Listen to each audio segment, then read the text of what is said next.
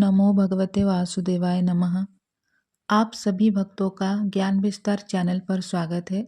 आज हम श्रीमद् भागवतम के प्रथम स्कंद द्वितीय अध्याय की पावन कथा सुनेंगे, जहाँ भगवत कथा की शक्ति और शुद्ध भगवत भक्ति के महात्म्य का अंतर सुंदर वर्णन किया गया है। इस अध्याय में सूत गोस्वामी जी बताते हैं कि कैसे भगवान की कथा सुनने मात्र से मन की अशुद्धियां नष्ट होती है और जीव को परम शांति प्राप्त होती है। तो आइए इस दिव्य कथा में मन, बुद्धि और हृदय को समर्पित करें। रोमहर्षण के पुत्र उग्रश्रवा सूत गोस्वामी ने ब्राह्मणों के संयुक्त प्रश्नों से पूर्णतः प्रसन्न होकर उन्हें धन्यवाद दिया और वे उत्तर देने का प्रयास करने लगे। श्रील सूत गोस्वामी ने कहा, मैं उन महामुनि शुकदेव गोस्वामी को सादर नमस्कार करता हूँ जो सबों के हृदय में प्रवेश करने में समर्थ हैं। जब वे यज्ञोपवीत संस्कार अथवा उच्च जातियों द्वारा किए जाने वाले अनुष्ठानों को संपन्न किए बिना संन्यास ग्रहण करने चले गए तो उनके पिता व्यासदेव उनके वियोग के भय से आतुर होकर चिल्ला उठे, हे पुत्र, उस समय जो वैसी ही वियोग की भावना में लीन थे, केवल ऐसे वृक्षों ने शोकग्रस्त पिता के शब्दों का प्रतिध्वनि के रूप में उत्तर दिया। मैं समस्त मुनियों के गुरु व्यासदेव के पुत्र सुखदेव को सादर नमस्कार करता हूँ, जिन्होंने संसार के गहन अंधकारमय भागों को पार करने के लिए संघर्षशील उन निपट भौतिकतावादियों के प्रति अनुकंपा करके वैदिक ज्ञान के सार रूप इस परम गुह्य पुराण को स्वयं आत्मसात करने के बाद अनुभव द्वारा कह सुनाया। विजय के साधन स्वरूप इस श्रीमद् भागवत का पाठ करने और सुनने के पूर्व मनुष्य को चाहिए कि वह श्री भगवान नारायण को, नरोत्तम नर नारायण ऋषि को, विद्या की देवी माता सरस्वती को तथा ग्रंथकार श्रील व्यासदेव को नमस्कार करे। हे मुनियों, आपने मुझसे ठीक ही प्रश्न किया है। आपके प्रश्न प्रशंसनीय है क्योंकि उनका संबंध भगवान कृष्ण से है और इस प्रकार वे विश्व कल्याण के लिए हैं। ऐसे प्रश्नों से ही पूर्ण आत्मतुष्टि हो सकती है। संपूर्ण मानवता के लिए परम धर्म वही है जिसके द्वारा सारे मनुष्य दिव्य भगवान की प्रेम भक्ति प्राप्त कर सके। ऐसी भक्ति अकारण तथा अखंड होनी चाहिए जिससे आत्मा पूर्ण रूप से तृप्त हो सके। समस्त वृत्तिपरक कार्य निश्चय ही परम मोक्ष के निमित्त होते हैं। उन्हें कभी भौतिक लाभ के लिए संपन्न नहीं किया जाना चाहिए। इससे भी आगे ऋषियों के अनुसार जो लोग परम धर्म में लगे हैं, उन्हें चाहिए कि इंद्रिय तृप्ति के संवर्धन हेतु भौतिक लाभ का उपयोग कदापि नहीं करना चाहिए। जीवन की इच्छाएं इंद्रिय तृप्ति की ओर लक्षित नहीं होनी चाहिए। मनुष्य को केवल स्वस्थ जीवन की या आत्म संरक्षण की कामना करनी चाहिए, क्योंकि मानव तो परम सत्य के विषय में जिज्ञासा करने के निमित्त बना है। मनुष्य की वृत्तियों का इसके अतिरिक्त अन्य कोई लक्ष्य नहीं होना चाहिए। परम सत्य को जानने वाले विद्वान आध्यात्मवादी इस अद्वैत तत्व को ब्रह्म, परमात्मा या भगवान के नाम से पुकारते हैं। ज्ञान तथा वैराग्य से समन्वित गंभीर जिज्ञासु या मुनि वेदांत श्रुति के श्रवण से ग्रहण की हुई भक्ति द्वारा परम सत्य की अनुभूति करता है। अतः हे द्विजश्रेष्ठ, निष्कर्ष यह निकलता है कि वर्णाश्रम धर्म के अनुसार अपने कर्तव्यों को पूरा करने से जो परम सिद्धि प्राप्त हो सकती है, वह है भगवान को प्रसन्न करना। अतएव मनुष्य को एकाग्रचित्त से उन पूर्ण पुरुषोत्तम भगवान के विषय में निरंतर श्रवण, कीर्तन, स्मरण तथा पूजन करना चाहिए, जो भक्तों के रक्षक हैं। हाथ में तलवार लिए बुद्धिमान मनुष्य भगवान का स्मरण करते हुए कर्म की बंधी हुई ग्रंथि को काट देते हैं। अतएव ऐसा कौन होगा जो उनके संदेश की ओर ध्यान नहीं देगा। हे द्विजो, जो भक्त समस्त पापों से पूर्ण रूप से मुक्त हैं, उनकी सेवा करने से महान सेवा हो जाती है। ऐसी सेवा से वासुदेव की कथा सुनने के प्रति लगाव उत्पन्न होता है। प्रत्येक हृदय में परमात्मा स्वरूप स्थित तथा सत्यनिष्ठ भक्तों के हितकारी भगवान श्री कृष्ण उस भक्त के हृदय से भौतिक भोग की इच्छा को हटा देते हैं, जिससे उनकी कथाओं को सुनने में रुचि उत्पन्न कर लेती है, क्योंकि ये कथाएं ठीक से सुनने तथा कहने पर अत्यंत पुण्यप्रद हैं।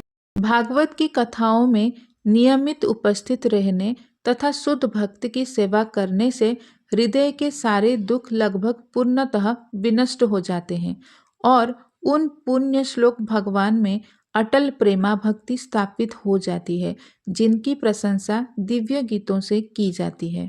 ज्यों ही हृदय में अटल प्रेमा भक्ति स्थापित हो जाती है, प्रकृति के रजोगुण तथा तमोगुण के प्रभाव जैसे काम, इच्छा तथा लोभ हृदय से लुप्त हो जाते हैं। तब भक्त सत्वगुण में स्थित होकर परम सुखी हो जाता है।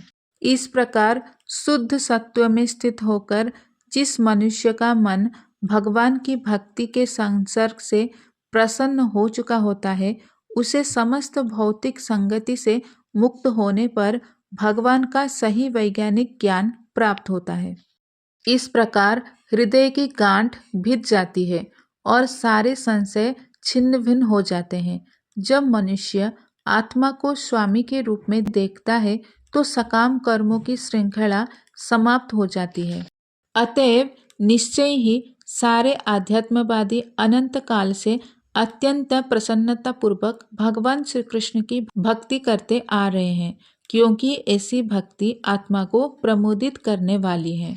दिव्य भगवान प्रकृति के 3 गुणों सत्व, रज तथा तम से अप्रत्यक्ष रूप से संबंध है और वे भौतिक जगत की उत्पत्ति, पालन तथा संहार के लिए ब्रह्मा, विष्णु तथा शिव इन 3 गुणात्मक रूपों को ग्रहण करते हैं।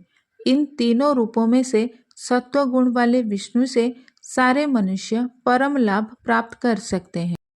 अग्नि काष्ठ मृदा का रूपांतर है, लेकिन काष्ठ से बेहतर धुआं है। अग्नि उससे भी उत्तम है, क्योंकि वैदिक यज्ञों से हमें श्रेष्ठ ज्ञान के लाभ प्राप्त हो सकते हैं। इसी प्रकार रजोगुण तमोगुण से बेहतर है, लेकिन सत्वगुण सर्वश्रेष्ठ है, क्योंकि सत्वगुण से मनुष्य परम सत्य का साक्षात्कार कर सकता है। पूर्व काल में समस्त महामुनियों ने भगवान की सेवा की, क्योंकि वे प्रकृति के तीनों गुणों से परे हैं। उन्होंने भौतिक परिस्थितियों से मुक्त होने के लिए और फलस्वरूप परम लाभ प्राप्त करने के लिए पूजा की। अतएव जो कोई इन महामुनियों का अनुसरण करता है, वह भी इस भौतिक संसार में मोक्ष का अधिकारी बन जाता है। जो लोग मोक्ष के प्रति गंभीर हैं, वे निश्चय ही द्वेष रहित होते हैं और सबका सम्मान करते हैं, किंतु फिर भी वे देवताओं के घोर रूपों का अस्वीकार करके केवल भगवान विष्णु तथा उनके श्वासों के कल्याणकारी रूपों की ही पूजा करते हैं। जो लोग रजोगुणी तथा तमोगुणी हैं, वे पितरों, अन्य जीवों तथा उन देवताओं की पूजा करते हैं जो सृष्टि संबंधी कार्यकलापों के प्रभारी हैं, क्योंकि वे स्त्री, धन, शक्ति तथा संतान का लाभ उठाने की इच्छा से प्रेरित होते हैं। प्रामाणिक शास्त्रों में ज्ञान का परम उद्देश्य पूर्ण पुरुषोत्तम परमेश्वर श्री कृष्ण है। यज्ञ करने का उद्देश्य उन्हें ही प्रसन्न करना है। योग उन्हीं के साक्षात्कार के लिए है। सारे सकाम कर्म अत्यंत उन्हीं के द्वारा पुरस्कृत होते हैं। वे परम ज्ञान हैं और सारी कठिन तपस्याएं उन्हीं को जानने के लिए की जाती है। उनकी प्रेम पूर्ण सेवा करना ही धर्म है। वे ही जीवन के चरम लक्ष्य है।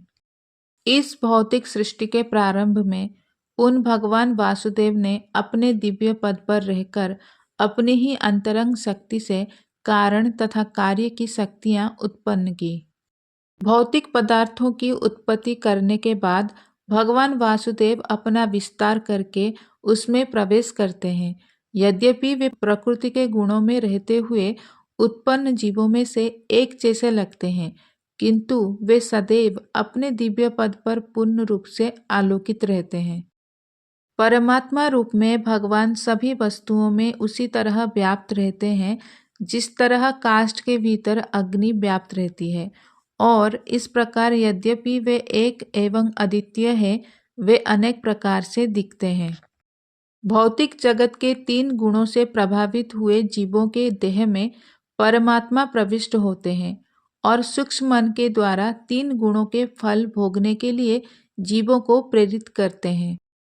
इस प्रकार सारे ब्रह्मांडों के स्वामी देवताओं, मनुष्य तथा निम्न पशुओं से आवासित सारे ग्रहों का पालन पोषण करने वाले हैं।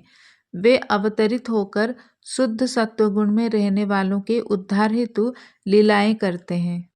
इस प्रकार हमने प्रथम स्कंद के 2 अध्याय में भगवत कथा तथा भगवत भक्ति का महत्व के बारे में जाना। अगले वीडियो में हम श्रीमद् भागवत की अगली दिव्य कथा के साथ मिलेंगे। जय श्री कृष्ण, हरि बोल।